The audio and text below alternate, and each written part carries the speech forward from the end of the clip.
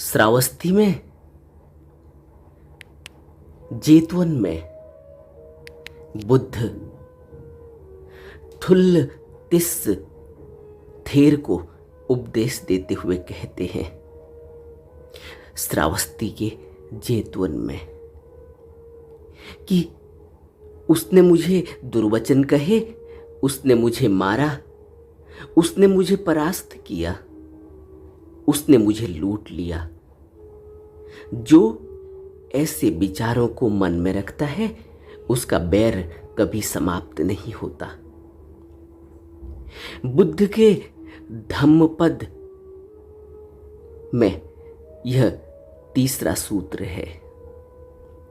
श्रावस्ती के जेतवन में थुल्ल तिस्स थेर को उपदेश देते हुए बुद्ध कहते हैं, यदि किसी व्यक्ति के मन में जरा सा भी खरोंच है, जरा सा भी कोई रंज रह गया हो, जरा सा भी कोई बैर की भावना रह गई हो, जरा सा भी कहीं कोई ऐसा तिल मात्र भी, कण मात्र भी कोई ऐसा दाग लग गया हो, वह जन्मों जन्म तक पीछा भी कर सकता है।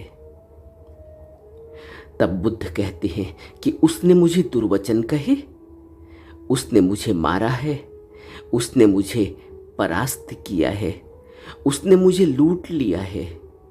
जो ऐसे विचारों को मन में रखता है उसका बैर कभी समाप्त नहीं होता। सोचो, ऐसा मन कौन सा मन है? बचपन से ही अगर आप किसी बच्चे को देखें तो बच्चे के अंदर भी एक भाव है कि उसने मुझे मारा।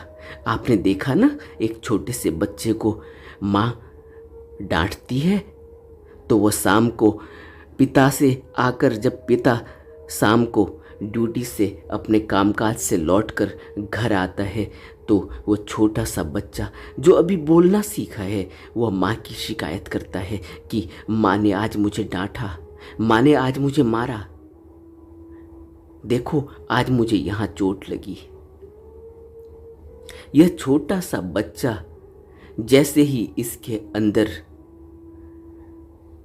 एक ऐसी यादाश्त का जन्म होता है, यह यादाश्त आते ही इसके अंदर वह बात बैठने लगती है, चाहे वो अच्छी हो चाहे वो बुरी हो। लेकिन अगर इस तरह की कोई भावना बैठती है कि उसने मुझे मारा, उसने मुझे परास्त किया, उसने मुझे लूट लिया, तो यह भावना अंदर इतने गहरे में बैठ जाती है कि जब भी कभी कोई ऐसा भाव गहरे में अंदर बैठ जाता है तो वह उसका फिर बैर कभी समाप्त नहीं होता, क्योंकि धीरे धीरे यह बातें अंदर दबती चली जाती हैं और मन के सबकॉन्शियस पार्ट में चली जाती हैं, मन के उस पिछले भाग में चली जाती हैं, उस यादाश्त वाले भाग में चली जाती हैं जिसको हम सबकॉन्शियस माइंड कहते हैं। और सबकॉन्शियस माइंड में जाते ही कभी भी यह यादाश्त वापस आ जाती है। और जैसे ही यादाश्त वापस आती है, कब आती है यादाश्त वापस? यादाश्त वापस आती है जब कोई व्यक्ति, वही व्यक्ति दोबारा सामने दिखाई देता है, या उसकी याद आती है। किसी बात पर कोई ऐसी बात आ जाती है, जब उसका ख्याल आने लगता है, जब वो सामने दिखाई देने लगता है, उसका चेहरा सामने आता है, उसका चेहरा दिखाई देने लगता है। या कभी कोई ऐसी बात घटी हो तो वह पुरानी बात याद आने लगती है कि कभी किसी ने ऐसा कहा था, यह वो व्यक्ति था। तो यह बातें अंदर इतने गहरे में बैठ जाती हैं कि फिर वह निकलती नहीं और एक बैर की भावना पैदा हो जाती है। और बुद्ध कहते हैं कि जब भी किसी के अंदर बैर की भावना बैठ जाती है तो फिर उसको आध्यात्म में कुछ मिलता नहीं। क्यों नहीं मिलता आध्यात्म में कुछ? क्योंकि आध्यात्म की प्राप्ति के लिए ध्यान साधना की ओर बढ़ने से पहले यह बहुत जरूरी है कि मन साफ हो, मन में कोई रंज न हो। अगर मन साफ नहीं हुआ, अगर मन में रंज है, अगर मन में बैर लगा हुआ है तो बार बार मन पीछे वापस खींच कर खींच लाता है, बार बार नीचे डुबा देता है। जितनी बार वह बात याद आएंगी, जितनी बार वह व्यक्ति का चेहरा याद आएगा, जितनी बार अंदर वह कड़वाहट महसूस होने लगेगी, उतनी बार मन नीचे गिर जाएगा। और इस मन से ही हमने आध्यात्म की तरक्की करनी होती है, इस मन से ही हमने ध्यान साधना करनी होती है। और जब भी कोई व्यक्ति ध्यान साधना करता है तो अगर उसका मन साफ नहीं हुआ, अगर मन में कई प्रकार के इस तरह की भावनाएं अंदर बैठी हुई हैं, तो जैसे ही मन शांत होता है, आपने मन का स्वभाव देखा ना, जैसे ही आप ध्यान साधना के लिए बैठते हैं वैसे ही मन उन पुरानी तस्वीरों को, उन पुराने कृत्यों को, उन पुरानी यादाश्तों को वापस आपके सामने लेकर आ जाता है, स्क्रीन में लेकर आ जाता है। क्यों लेकर आ जाता है? क्योंकि अब जैसे ही शांत होता है पीछे चले जाता है, अपनी बैक स्क्रीन में चला जाता है, और जो उसकी बैक हिस्ट्री है, उस हिस्ट्री में से वही चीज़ें सामने आने लगती हैं जो कोई बुरा घटा हो। उसने मुझे लूट लिया था, उसने मुझे परास्त कर दिया था, मैं कहीं हार गया, है ना। आपने देखा ना, आज एक सबसे बड़ी परेशानी पैदा हो रही है। मनुष्य के अंदर डिप्रेशन, मनुष्य के अंदर स्ट्रेस, मनुष्य के अंदर एक लूजर होने का भाव पैदा हो रहा है। क्यों? क्योंकि वह कंपटीशन की तरफ भाग रहा है, कॉम्पीट करने की प्रेरणा जगी है, बचपन से ही स्कूल में सिखाई जा रही है। और यह कॉम्पीट करने की प्रेरणा, यह कंपटीशन का जो उसके अंदर एक भाव बैठ गया है, यह कंपटीशन का भाव धीरे धीरे उसके अंदर, जब उसको मन इच्छा के मुताबिक नहीं मिलता, जब उसकी इच्छा पूरी नहीं होती, जब वो कहीं सफल नहीं होता इस दौड़ में, और कोई उससे आगे निकल जाता है। और स्वाभाविक है, कहाँ कहाँ हम अपने आप को आगे रख पाएंगे और कितनी देर आगे रख पाएंगे, यह भी एक प्रश्न है। आपने अपने को 2 साल आगे रख लिया, आपने अपने को 5 साल आगे रख लिया, आपने अपने आप को 10 साल आगे रख लिया, लेकिन रोज़ टेक्नोलॉजी बदल रही है, रोज़ नई नई वस्तुएं आ रही हैं, रोज़ नए नए शौक पैदा हो रहे हैं, रोज़ नए नए आविष्कार हो रहे हैं।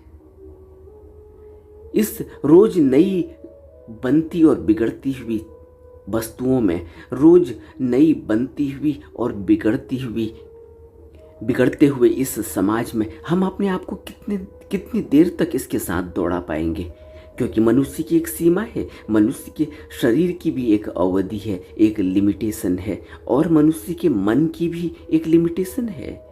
मनुष्य के इस पूरे वजूद का एक निश्चित वक्त है, इसका एक निश्चित टाइम है, और इस निश्चित वक्त और निश्चित टाइम में वह हमेशा ऐसे ही नहीं रहेगा। जैसे अगर वह जवान है, अभी उसके अंदर ऊर्जा है, तो यह ऊर्जा तो हमेशा रहेगी नहीं। एक वक्त ऐसा आएगा जब यह ऊर्जा कम होने लगेगी। तो क्या उस समय वह व्यक्ति यह महसूस करेगा अपने को कि उसको अब सारी वस्तुओं का भोग करने को नहीं मिल रहा है? तो वह व्यक्ति फिर बुद्धिमान नहीं है, क्योंकि वक्त के साथ साथ हमें अपने आप को कहीं न कहीं ऐसी जगह पर लाकर ठहरना होता है। और अगर हम आध्यात्म की तरफ बढ़ते हैं तो हमारे अंदर ठहराव आता है, हमारे को मन की समझ आती है, और मन की समझ जिसको आती है वही जान पाता है कि यह मन अंधा कुआं है, यह कभी भरने वाला नहीं, यह रोज बदलती हुई चीजों में आगे दौड़ना चाहता है। शरीर कमजोर पड़ जाता है, लेकिन मन की आज भी चाल वही है, मन आज भी उतना ही तेज है। और जब मन की चाल उतनी ही तेज है तो आप सोचो कि क्या हम इस शरीर से जो रोज रोज ढलता चला जाता है, क्या हम मन की इस चाल को कभी पकड़ पाएंगे? तो मन फिर बाद में कहता है कि तुम तो लूजर हो। एक भाव आता है, जिस व्यक्ति के अंदर इस तरह के भावनाएं रखने का और इस तरह के भाव बैठाने का और इस तरह के अपने किसी भी नेगेटिविटी को, किसी भी नकारात्मक सोच को बैठा कर रखने की आदत है, उस व्यक्ति के अंदर बार बार वह नकारात्मक चीज़ें वापस आती हैं, वापस बार बार उसका मन उसके दृष्टि पटल पर लाकर रख देता है। आपने देखा ना, धम्मपद के इस तीसरे सूत्र को अगर आप ध्यान से एक बार पढ़ें तो आप देखेंगे कि यह उस व्यक्ति की कहानी है, उस व्यक्ति के मन की कहानी है जिस व्यक्ति के अंदर नकारात्मक सोच है। जो व्यक्ति एक जगह रुक जाता है किसी घटना के बाद, किसी नकारात्मक घटना के बाद, वह अपने आप को भुला नहीं पाता, वह उस घटना को भुला नहीं पाता और अपने पूरे जीवन को ही वह नरक बना लेता है। यह पूरी नकारात्मक सोच का जो यह तीसरा सूत्र है, यह मनुष्य की नकारात्मक सोच से जुड़ा हुआ है। इसको एक बार हमें पढ़ना होगा। बुद्ध कहते हैं कि उसने मुझे दुर्वचन कहे, उसने मुझे मारा, उसने मुझे परास्त किया, उसने मुझे लूट लिया। जो ऐसे विचारों को मन में रखता है उसका बैर कभी समाप्त नहीं होता। यह पूरा का पूरा सूत्र मनुष्य के उस मन की कहानी है जो बहुत ही हार्ड नेचर का है, जो बहुत ही नकारात्मक है, जो बदला लेने की भावना रखता है, जिसके अंदर माफी नहीं, जो किसी को माफ नहीं कर सकता। और ऐसा मन हमेशा ही दुख का कारण बनता है। ऐसा मन कभी सुखी नहीं होता। क्यों? क्योंकि हमेशा ही उसके अंदर शिकायत करने की भावना है। आपने देखा ना, उसने मुझे मार दिया, उसने मुझे लूट लिया, उसने मुझे हरा दिया। यह हरा दिया की सोच क्या है? यह हरा दिया की सोच यह है कि मैं लूजर हूँ। और यही लूजर जो भाव है, यह लूजर बात में यह मन उसको डिप्रेशन में ले जाता है। वह मन उसको अवसाद में ले जाता है और उसको इतना नीचे गिरा देता है कि वह व्यक्ति फिर कभी ऊपर उठने की कोशिश भी करता है तो बार बार उसे नीचे गिरा देता है। बार बार उसके अंदर वो भावनाएं बलवती होने लगती हैं कि मैं लूज़र हूँ, मुझे उसने हरा दिया, मैं अपनी ज़िंदगी में कुछ नहीं कर पाया।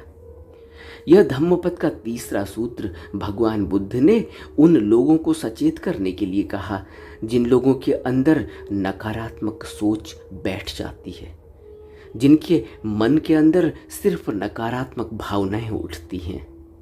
उनको सचेत करने के लिए यह सूत्र कहा गया कि कभी भी इस तरह की बातों को अपने अंदर में मत बैठने दो। क्यों? कैसे इससे ऊपर उठा जा सकता है? बुद्ध कहते हैं कि तुम्हारे अंदर तर्क करने की शक्ति है। बुद्ध कहते हैं कि तुम्हारे अंदर ऐसा विवेक है, ऐसी प्रज्ञा है जो सिर्फ मनुष्य को मिली हुई है। मनुष्य अपनी इस प्रज्ञा की शक्ति से, इस विवेक की शक्ति से, इस तर्क शक्ति से यह सोच सकता है कि क्या उसके लिए अच्छा है, क्या उसके लिए बुरा है, कौन सी भावनाएं, कौन से विचार उसके लिए आगे बढ़ने में प्रगति का कारण बनेंगे और कौन सी भावनाएं और कौन से विचार उसके अंदर नकारात्मक सोच पैदा कर देंगे और उसको बार बार नीचे गिरा देंगे। और जिस भी व्यक्ति का मन सकारात्मक नहीं होता वह आध्यात्म के मार्ग पर आगे कैसे चल पाएगा? जरा सोचो। क्योंकि आध्यात्म के मार्ग पर आगे चलने के लिए तो हमेशा ही सकारात्मक सोच होनी होगी। हमेशा ही यह सोचना होगा कि मैं हर कदम आगे को बढ़ा रहा हूँ। मैं अगर डगमगा भी रहा हूँ, मैं अगर गिर भी रहा हूँ तो मैं उठ रहा हूँ और फिर आगे को बढ़ रहा हूँ। क्यों? क्योंकि मुझे तो भगवान ने जैसी देशना दी है, मुझे तो भगवान ने जैसे उपदेश दिए, मुझे तो उन उपदेशों का पालन करना है। मेरे लिए ज़िंदगी में कोई भी चीज़ इतनी महत्वपूर्ण नहीं जितना कि भगवान बुद्ध के उपदेश। और बुद्ध हमसे क्या कहते हैं? बुद्ध हमसे कहते हैं कि यह भावना कि उसने मुझे मारा, इस बात को निकाल दो, क्योंकि जो घटना घटी वो तो घट गई, वो तो प्रेजेंट मोमेंट में अब नहीं है। अब प्रेजेंट मोमेंट में आ जाओ। यहीं से यह सूत्र काम आता है कि हमेशा ही वर्तमान में रहो। वर्तमान में रहने का जो सूत्र है भगवान बुद्ध का, वो यही है कि उसने मुझे मारा, वो घटना तो घट गई, अब कुछ नहीं किया जा सकता।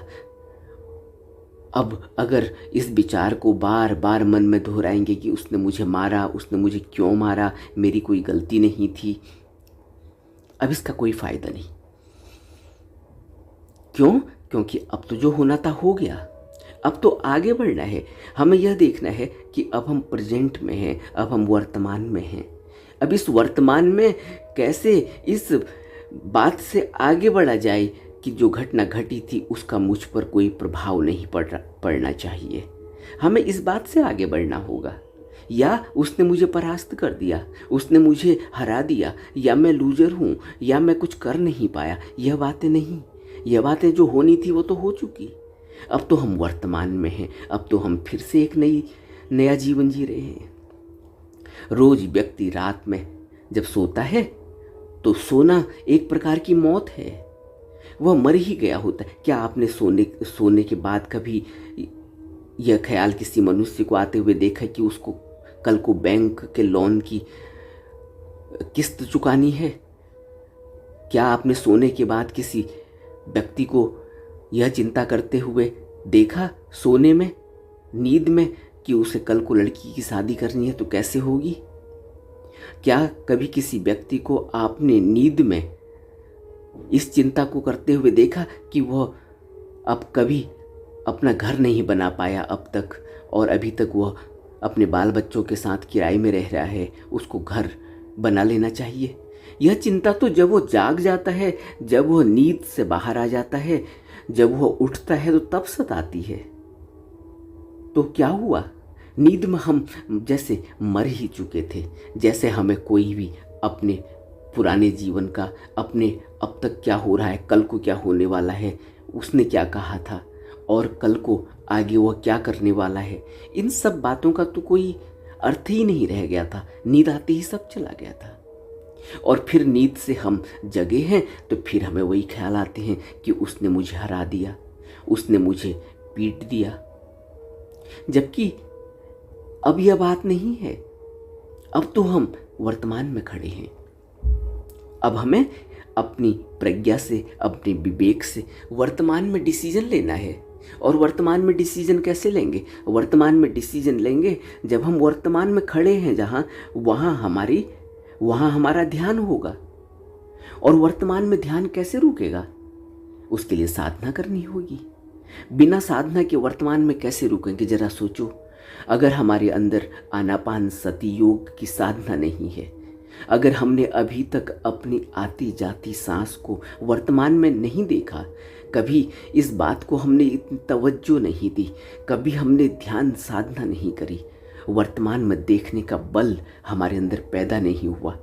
वर्तमान में देखने का बल ही तो है जो हम आनापान सती योग करते हैं, या जो हम विपस्सना में अपने कायानुपश्ययी करते हैं। अपनी पूरी काया को, अपने पूरे शरीर को पूरे परिक्रमा करते हुए इसके हर अंग को आगे से लेकर पीछे तक देखते हैं।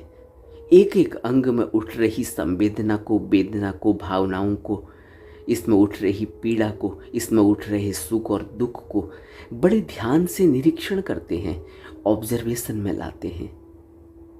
यह हम सब वर्तमान में ही तो करते हैं। तो फिर जब हम वर्तमान में यह करेंगे तो क्या होगा? जब हम यह वर्तमान में करेंगे तो हम वर्तमान में जीना सीखेंगे। और जैसे ही हम वर्तमान में जीना सीखेंगे तो आप सोचो, क्या हमारे अंदर कोई ऐसी भावना फिर हमारे वर्तमान में हमको सताएगी कि उसने मुझे मारा था, या उसने मुझे हरा दिया था, मैं लूज़र हूँ? वर्तमान में तो वर्तमान की बात याद आएगी ना, कि मुझे कौन सा कदम उठाना है, मैं भी क्या कर रहा हूँ, मैं भी खा रहा हूँ या मैं भी कोई काम कर रहा हूँ। तो जिस काम को मैं कर रहा हूँ उसी में तो मेरा फोकस रहेगा, उसी में कंसंट्रेट करूँगा। और जब मेरा फोकस उसमें रहेगा, जब मेरी कंसंट्रेशन उसमें रहेगी, तो वह काम मैं अपनी पूर्ण योग्यता से कर पाऊँगा, अपना पूरा 100% उसमें दे पाऊँगा। और जब मैं उसमें अपना 100% दे पाऊंगा तो वह काम स्वतः ही अच्छा होने वाला है। इसलिए हमें विपश्यना की जरूरत है। विपश्यना ध्यान के बिना या ध्यान साधना के बिना हम कभी भी इस मन में लगे हुए इन प्रभावों को खत्म नहीं कर पाएंगे, क्योंकि मन में जो भी प्रभाव लगता है वह तो पास्ट का लगा हुआ है, वह तो भूत का लगा हुआ है। उसने मुझे लूट लिया, उसने मुझे 10 रुपए की चीज़ 15 रुपए में दे दी, उसने मुझे जो भी वस्तु मैं लेने गया था उसने मुझसे पूरे पैसे ले लिए, लेकिन मुझे चीज़ क्वालिटी की नहीं दी। अब तो जो घटना घटनी थी वो घट गई है, अब हमें उसको स्वीकार करना होगा, हमें एडजस्ट करना होगा। अगर हम वर्तमान में ही उस घटना को नहीं निपटा पाए हैं तो अब उसके ऊपर अब सोच विचार करके उसको अपने अंदर सबकॉन्शियस में बैठा कर हम अपने लिए एक बहुत बड़ी मुसीबत क्रिएट कर रहे हैं। सोचो, आप बाजार में कुछ चीज़ खरीदने के लिए गए, आपने उसको पूरे पैसे दिए, लेकिन जो उसने सामान दिया वह उस क्वालिटी का नहीं था जिस क्वालिटी के उसने पैसे लिए थे। लेकिन अब आपको बाद में पता चला, अब या तो आप उस सामान को वापस करने के लिए तुरंत एक्शन लो, कदम उठाओ, तब तो आप इस भविष्य में लगने वाले इस मन पर पड़ने वाले प्रभाव से बच पाओगे, क्योंकि आप तुरंत जाकर एक उस एक्शन को कंप्लीट करोगे। कुछ वाद विवाद होगा, कुछ उसका हल निकलेगा, आपने हल निकाला, लेकिन आपने उसका कोई हल भी नहीं निकाला और अब आप बार बार पछता रहे हैं कि मैंने इतने पैसे दिए, मुझे क्वालिटी की चीज़ नहीं मिली। अब आप कर्म पर कर्म इकट्ठा किए चले जाते हैं। अब आप उसको 10 गालियां देंगे, उसके लिए आपके अंदर दुर्भावना भी कहीं अंदर मन में बैठी हुई है। अब आपको लगेगा कि कभी वो मिलेगा रास्ते में तो उससे अपना गुस्सा जताऊंगा। तो यह, और आप इसे कितने, हो सकता है कि आप इसको सालों सालों तक ढोते रहें, अपने मन में, अपने सबकॉन्शियस माइंड में बैठाते रहें। और धीरे धीरे क्या होगा, धीरे धीरे यह एक आदत का हिस्सा बन जाएगा, और जब यह आदत का हिस्सा बन जाएगा तो फिर यह कृत्य बार बार होने लगेगा। मैं फिर दूसरे व्यक्ति से भी उसी तरह से बर्ताव करूंगा जिस बर्ताव को मैंने पहले सहन किया है या अपने अंदर बैठा रखा है, और धीरे धीरे यह मेरी एक आदत का हिस्सा हो जाएगा। यह क्यों होता है? यह इसीलिए होता है क्योंकि मैंने अभी ध्यान को इतनी गहराई में अपने अंदर अनुभव नहीं किया। हम ध्यान नहीं कर पाते, और अगर हम ध्यान नहीं कर पाएंगे तो फिर हम वर्तमान में कैसे रहेंगे? वर्तमान में रहने के लिए हमें ध्यान साधना को गहरे में करना होगा, तभी तो हम वर्तमान में रहेंगे। सोचो, अगर कोई व्यक्ति आनापान सती करता ही नहीं है तो वो व्यक्ति कैसे देखेगा कि वर्तमान में जो सांस आ रही है, जा रही है, उसी को तो ऑब्जर्व करने के लिए हम ध्यान साधना करते हैं, आनापान सती करते हैं और वर्तमान में रुकते हैं। वर्तमान में रुकने का अर्थ है कि मुझे अपने पास्ट का कोई याददाश्त नहीं रही। अभी तो फिलहाल मैं जब वर्तमान में हूँ तो मुझे अब पुराना ख्याल नहीं आता, या मुझे भविष्य का कोई ख्याल नहीं आता। और जब मुझे भविष्य का ख्याल नहीं आता, जब मुझे अपने भूत का ख्याल नहीं आता, तो फिर क्या हुआ? फिर यह हुआ कि मैं बहुत हल्का हो गया। मेरे पास यह दोनों बोझ नहीं है। इन बोझों को उठाकर मैं नहीं चल रहा हूँ कंधे पर, तो मैं हल्का हो गया ना। और अगर मैं यह सोचता रहूं कि मैं लूजर हूं और मैं डिप्रेशन में चले जाऊं, मैं अवसाद में चले जाऊं, और इस अवसाद की वजह से मुझे मेरे शरीर में रोग आने लगे, क्योंकि शरीर के रोग मन से जुड़े हुए हैं। अगर मेरा मन ठीक नहीं होगा, अगर मेरे मन में कोई ताकत नहीं रह जाएगी, अगर मेरी मन की ताकत मेरे इन बुरे विचारों से, दुर्भावनाओं में ही अगर मैंने खर्च कर दी होगी, तो क्या होगा? जिस मन की ताकत से मुझे अपने शरीर को ठीक रखना है, शरीर को स्वस्थ रखना है, उस मन में अगर ताकत नहीं है तो शरीर बीमार पड़ जाएगा, और शरीर बीमार पड़ जाएगा तो फिर मुझे दोहरी मार पड़ गई। एक तो मेरा मन बीमार हो गया और उसके बाद मेरा शरीर बीमार हो गया, और जब मन भी बीमार हो जाता है और शरीर भी बीमार हो जाता है तो सोचो फिर मैंने क्या पाया। और अभी भी मैं उन्हीं ख्यालों को, उन्हीं विचारों को अपने अंदर बैठा कर, अब मुझे मिला तो कुछ भी नहीं, मेरा तो नुकसान हो गया। और उन विचारों से, उन जो मैंने अंदर दुर्भावनाएं बैठाई हैं, वो अभी भी बैठी हुई हैं और वो मेरा पीछा करेंगी, वो मेरे संस्कार बन जाएंगे और अनंत जन्मों तक, इसी जन्म तक नहीं, अनंत जन्मों तक मेरा पीछा करेंगी। बार बार उन संस्कारों से मुझे जन्म मिलेगा और बार बार मुझे फिर उन संस्कारों से अपने को फिर दोबारा से फिर मैं वहीं खड़ा हूँ। ऐसा नहीं है कि मेरी मृत्यु हो गई तो मुझे नया जीवन मिला, तो वह नया जीवन कुछ बेहतर होने वाला है। फिर उन संस्कारों ने मुझे वहीं पर ले जाकर खड़ा कर देना है जहाँ पर से मेरी मौत हुई थी। तो फिर मुझे मिला क्या? मैंने तो अपना बहुत बड़ा नुकसान कर लिया और जन्मों जन्मों का नुकसान कर लिया। तो फिर मैं बुद्धिमान व्यक्ति कहाँ हूँ? फिर मेरी विवेक और मेरी प्रज्ञा कहाँ जागृत हुई? मैंने इस विवेक का, इस प्रज्ञा का, जो सिर्फ मनुष्य को वरदान स्वरूप मिली हुई है कुदरत से, फिर मैंने इस प्रज्ञा और इस विवेक का क्या फ़ायदा उठाया? मैंने तो कोई भी फ़ायदा नहीं उठाया। इसी विवेक और इसी प्रज्ञा के सहारे मैं मुक्ति, निर्वाण और समाधि तक पहुंच सकता था, और इसी विवेक और इसी प्रज्ञा को फ़ायदा नहीं उठाकर मैं संस्कार पर संस्कार इकट्ठा करता चला गया और मैंने कई जन्मों तक अपने आप को ऐसी अवस्था में डाल लिया कि मैं इन संस्कारों के कारण बार बार पैदा होता हूँ, बार बार मरता हूँ, फिर बार बार पैदा होता हूँ। मैं इस भवलोक में ही फंस गया। मैं इस भवलोक से, इस दलदल से बाहर नहीं निकल पाया। तो फिर मेरे मनुष्य जन्म मिलने का मैंने क्या फ़ायदा उठाया? इसलिए बुद्ध श्रावस्ती के जेतवन में थुल्लतिस थेर को उपदेश देते हुए कहते हैं कि उसने मुझे दुर्वचन कहे, उसने मुझे मारा, उसने मुझे परास्त किया, उसने मुझे लूट लिया। जो ऐसे विचारों को मन में रखता है उसका बैर कभी समाप्त नहीं होता। इसलिए हमें तो अपने रोज के कृत्य को, या जो भी कृत्य हम वर्तमान में कर रहे हैं, उस कृत्य को उसी समय उसका निपटारा कर लेना चाहिए, उसका भुगतान, उसका समाधान कर लेना चाहिए, ताकि उसका कोई भी दाग, उसका कोई भी उसका रंज हमारे मन में जुड़ा न रहे, मन में लगा न रहे, क्योंकि यह पीछा करेगा, यह बार बार फिर हमें सताएगा। अच्छा हो तो अच्छाई के लिए फिर बार बार हमें उस अच्छाई के लिए जाना जाएगा, और अगर वो बुरा हुआ तो फिर हमें बुरे के लिए जाना जाएगा। लेकिन अगर हमारे अंदर नकारात्मक सोच पैदा हो गई इस वजह से, और हमारी नकारात्मकता उससे बढ़ती चली गई, तो फिर हमारा भविष्य, हमारे आने वाले दिन, हमारा बचा हुआ जीवन नकारात्मक सोच की आदत बना लेगा, और फिर हमें उसके बहुत ही गंभीर परिणाम भुगतने होंगे, क्योंकि हर नकारात्मक सोच हमारे अंदर बैठती चली जाएगी और वह इतना बड़ा ढेर बन जाएगी कि एक दिन हम उस ढेर में ही पता नहीं कहाँ खो जाएंगे।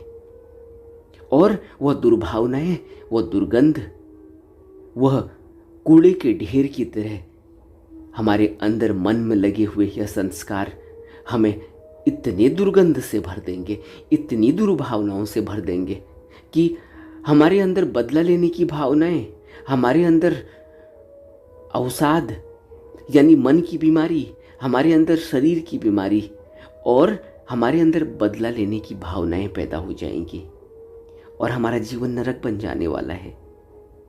क्योंकि फिर हम किसी के लिए कुछ नहीं करेंगे, फिर तो हम सिर्फ अपने को बचाने के पीछे लगे रहेंगे, फिर तो हम सिर्फ अपना बदला लेने के लिए, उस आदमी को मजा चखाने के लिए, उस आदमी का किसी तरह से नुकसान करने के लिए, उस आदमी पर किसी तरह से गुस्सा, अपनी भड़ास निकालने के लिए ही अपना जीवन जिएंगे।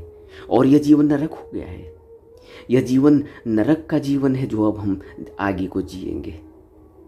तो हमें विचार करना होगा, और बहुत गहरा विचार करना होगा बुद्ध के इन उपदेशों पर, कि अगर कोई व्यक्ति हमसे दुर्वचन कहता है, अगर कोई व्यक्ति हमें मारता है, अगर कोई व्यक्ति हमें परास्त करता है, हम हार जाते हैं, या कोई व्यक्ति हमें लूट लेता है, हमारा नुकसान कर देता है, तब भी हमें ऐसे विचारों को अपने मन में नहीं रखना चाहिए। हमें बहुत सावधानी बरतनी होगी और हमें इन सभी विचारों का हिसाब जिस समय यह कर्म हो रहा होता है उसी समय कर लेना होगा, अपनी विवेक के सहारे, अपने तर्क के सहारे और अपनी प्रज्ञा के सहारे इनका निपटान कर लेना होगा।